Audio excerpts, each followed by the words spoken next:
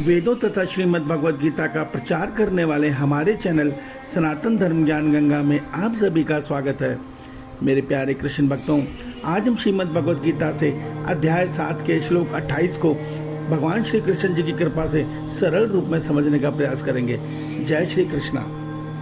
मेरे प्यारे कृष्ण भक्तों, श्रीमद् भगवद गीता के अध्याय 7 के श्लोक 28 में भगवान श्री कृष्ण जी अर्जुन के माध्यम से हम सब मनुष्य को यह सत्य बता रहे हैं कि हे अर्जुन, परंतु निष्काम भाव से श्रेष्ठ कर्मों का आचरण करने वाले जिन पुरुषों के सब पाप नष्ट हो गए हैं, वह राग देश जनित द्वंद्व रूप मोह से मुक्त दृढ़ निश्चयी भक्त मुझको सब प्रकार से बचते हैं। आइए आज के इस श्लोक को हम भगवान श्री कृष्ण जी की कृपा से सरल रूप में समझने का प्रयास करते हैं। जय श्री कृष्णा।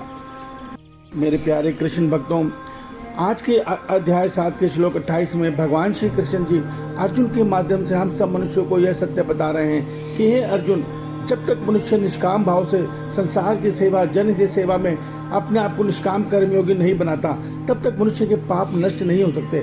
अर्थात जब जब हम फल इच्छा से कर्म करते हैं, हमारे अंदर रजस और तमस गुण बढ़ते हैं और वास्तव में हमारे उन कर्मों का कर्मफल बंधन होता है। तो जिसके कारण कर्मफल बंधन में बंधकर राग द्वेष में फंसकर अपने कर्मों में अपने कर्म के साथ पाप और पुण्य को कमाते हैं। मगर जब मनुष्य निष्काम भाव से कर्म करता है तो मनुष्य के कर्म का कोई कर्मफल बंधन नहीं होता।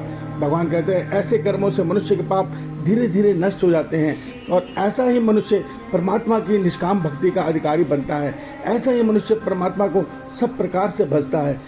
क्यों भजता है, कैसे भजता है? इसका कारण ये है कि जब मनुष्य निष्काम भाव से, देखिए भगवान ने हमें यहाँ एक सत्य बता दिया है कि जब हम फल इच्छा से भक्ति करते हैं तो हमारे अंदर लोभ, स्वार्थ और मोह बढ़ाने वाला रजस और तमस गुण बढ़ता है। और जब हम निष्काम भाव से संसार हित में, जनहित में कर्तापन का अहंकार छोड़कर कर्म करते हैं, सब कुछ ईश्वर को मानकर, इस संसार को ईश्वर का मानकर कर्म करते हैं, उन कर्मों का कोई कर्मफल बंधन नहीं बनता, जिससे धीरे धीरे हमारे पाप जो हम भोग कर खत्म कर रहे हैं, नए कर्मों के कारण नए पाप हमें नहीं मिल रहे।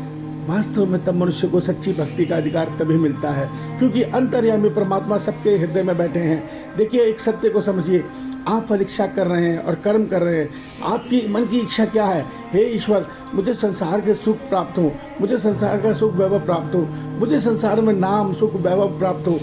जब हम ये इच्छा करते हैं तो वास्तव में हम ईश्वर से ज़्यादा अहमियत ईश्वर की माया को दे रहे होते हैं। तो हम परमात्मा की सच्ची भक्ति से चूकते रहते हैं। हमारा मन ईश्वर से नहीं जुड़ पाता। क्यों? ईश्वर देख रहे हैं कि हम उनसे ज़्यादा अहमियत उनके संसार को दे रहे हैं, तो ईश्वर हमसे दूर रहते हैं। हम उनकी भक्ति तो कर पाते हैं मगर हम उनकी सच्ची भक्ति, जैसे मीरा माँ करती थी, जैसे सूरदास जी करते थे, जैसे हनुमान जी करते हैं, वैसी भक्ति हम नहीं कर पाते। क्यों? परमात्मा इसका अधिकार ही नहीं देते। कहते तुम मेरी सच्ची भक्ति किस लिए करोगे जब तुम मुझे पाना ही नहीं चाहते? तो जब तुम पहले पाने की मुझे इच्छा करो। उसके लिए भगवान ने हमें सत्य बता दिया है कि जब तुम निष्काम कर्मों के द्वारा शुद्ध हो जाओगे, तुम पाप रहित हो जाओगे, तुम्हारे अंदर राग द्वेष और जो नफरत की भावनाएं सारी मेरी कृपा से समाप्त हो जाएंगी। फिर तुम सब प्रकार से मुझको ही भजोगे। अर्थात फिर हमारी दृष्टि ये होगी, इस संसार में परमात्मा के अतिरिक्त किसी अन्य की कोई सत्ता है ही नहीं। हम सबके हृदय में अपने ईश्वर को ही देखेंगे और एक निष्ठ उनके हो जाएंगे, जैसे मीरा माँ हो गई, जैसे सूरदास जी हो गए। इस रहस्य को समझिए। ईश्वर आप सबका कल्याण करे। आपका दिन शुभ हो। जय श्री कृष्णा। जय श्री कृष्ण।